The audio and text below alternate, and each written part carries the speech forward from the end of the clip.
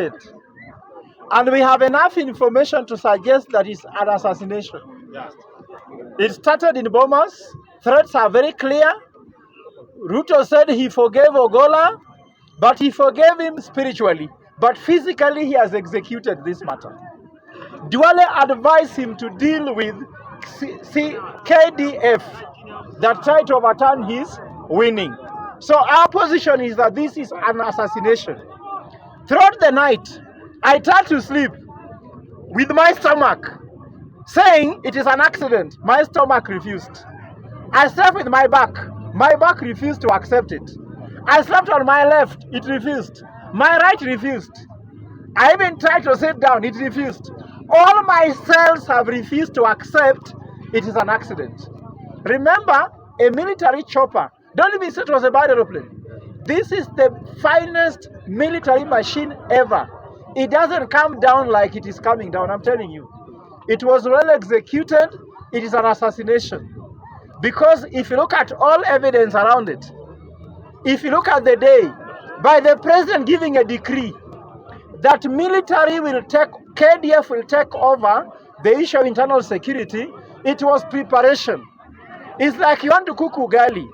You bring unga, you bring water, you light fire. Then if it's ugali, it's an ugali.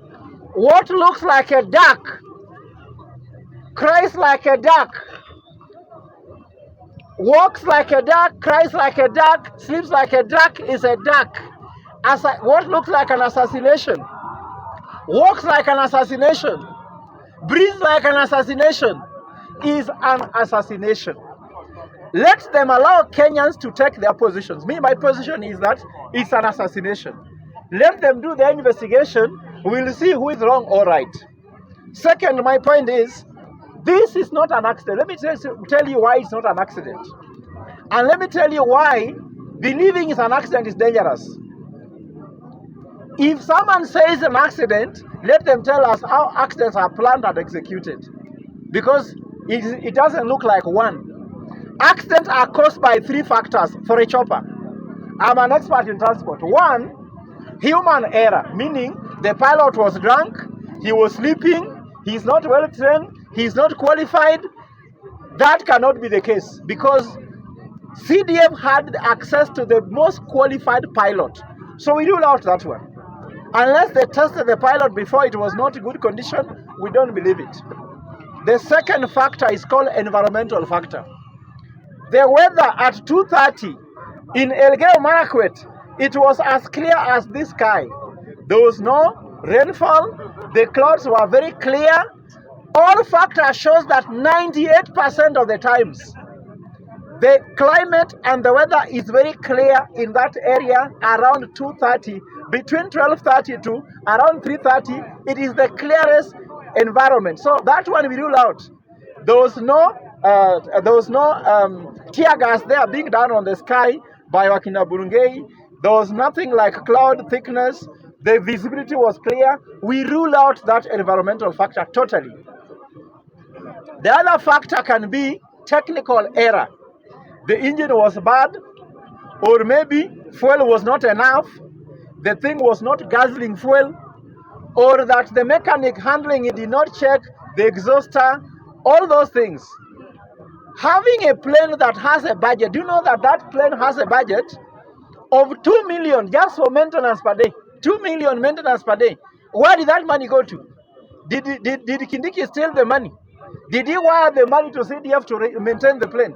So the plane has got maintenance. There was no engine failure. This was an execution with the highest order. In fact, big collateral damage. You want to kill one person, but in pretense you kill 9 people. You suffocate 9 families just because you want to target one person. So to accept an accident is a joke. And let me tell you why we cannot accept that. KDF is one of the most qualified professionals we have in the world. For them not to know how to transport their CDF shows that we have been lowered in dignity. So the president, we asked him, accept that it's an assassination for the sake of the Kenyan dignity. But you say it's an accident means who is safe? If CDF can die, some of us ride with the Toyota Wish, which even has no even has no brakes, and we have not died. How can a plane where there's zero margin to error die? Remember, a plane can warn you. If Toyota Wish can tell you your brakes are getting over, Toyota Wish, or Voxy, or Probox. How about a plane carrying a CDF? It should even tell you that I can feel the wind moving, that the wind... this is a joke of the century. It cannot be an accident. Third, it cannot be a bandit attack. Someone is saying there's a bandit attack, that someone could have thrown a grenade at the CDF. Let me tell you what. You are making the bandits look brilliant more than a CDF.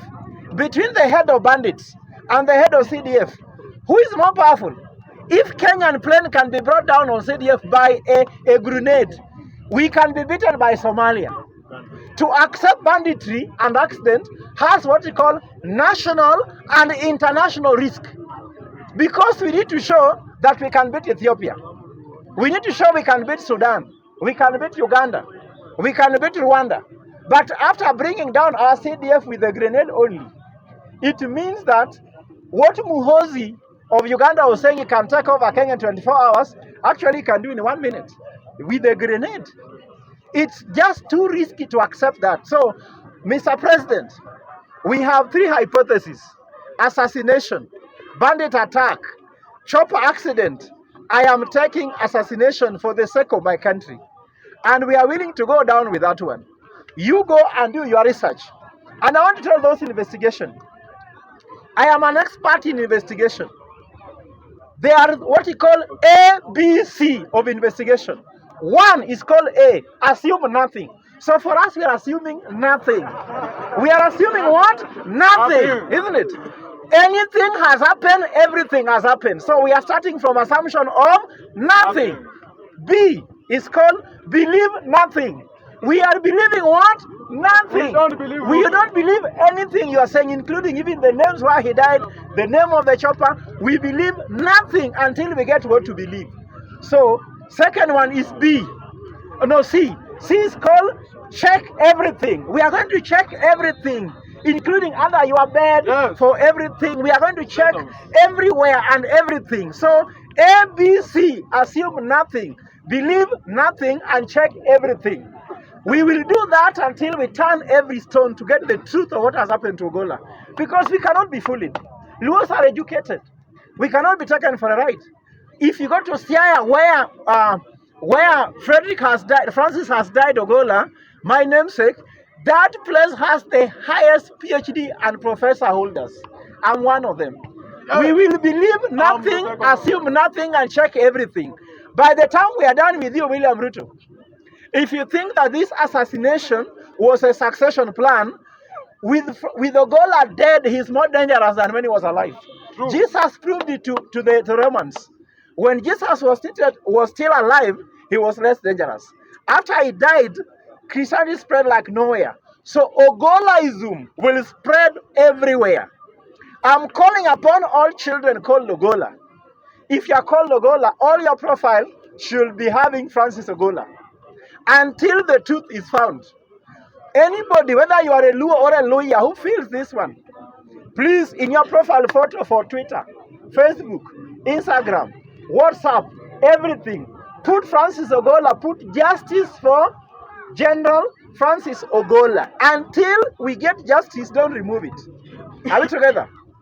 So I want to state clearly that another thing which is important, Mr. President will not take us for a single story.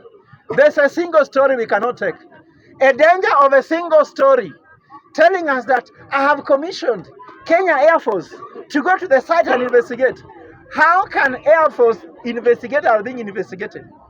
The plane that crashed belonged to Kenya Airways, isn't it? Kenya Air Force, isn't it?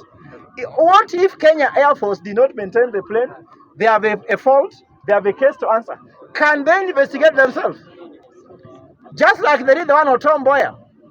Isaac Njoroge shot Tom Mboya and sent by the state to shoot Tom Mboya. Then we are being told that the government is now suing Eric Njoroge for shooting Tom Mboya. How can the person who sent you to shoot sue you, investigate you? So we cannot believe this single story.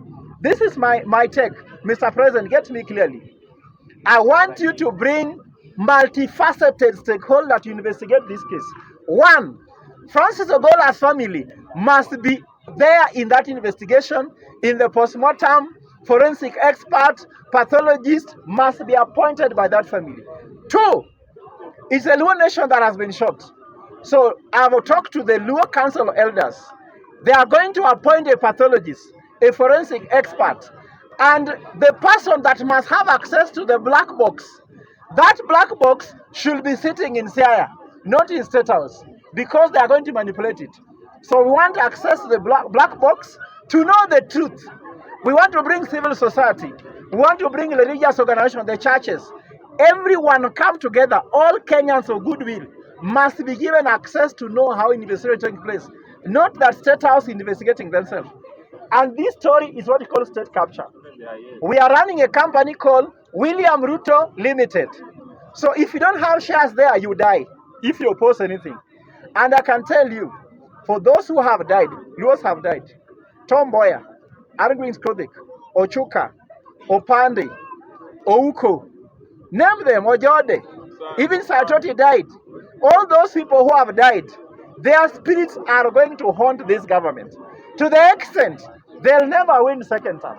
In fact, if William Ruto thinks this will make him win second term, he is going to be a one-term president. And let me tell you, Kenyans, William Ruto is the easiest president to beat. And if you can't beat him, support me, I beat him for you. Because I know how to beat him. I know you are saying you can't. If anybody who believes he can't, come behind me. I'll beat him for you because najua dawa yake.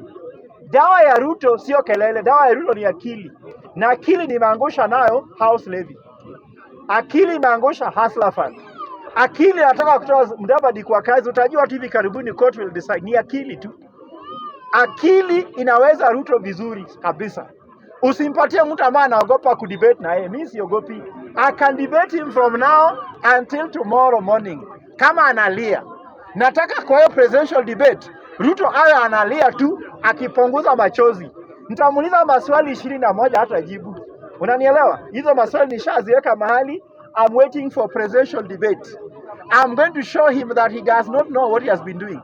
All Ruto's decisions are wrong. One, a presidential decree to take CDF to Roadcliffe. That is wrong. It has cost the life of Francis Ogolla. G2G oil, wrong. Fertilizer, wrong. Hustler fund, wrong. Ruto has no prescription for anything. Only killing people is his prescription. So I can tell you, we are not going to let this go. And nikimaliza, I want to appeal to you Kenyans. Don't, first of all, fear. Be vigilant. Kenyans died long time ago. The day we died is the day Ruto was given the certificate. That's the day we died. Because from there, death has been many. Finance Act, that is death. Is it life? Increasing taxation, that is death. Your payslip has been killed. Your allowances has been killed. Mafuta yako imeibiwa. Sijui watoto shuleni is dead. Shule zimekufa. Hospitali zimekufa. Healthcare is dead. Linda mama imekufa. So we died. So being afraid waiting there, you are a zombie. You died. Death is not only physical.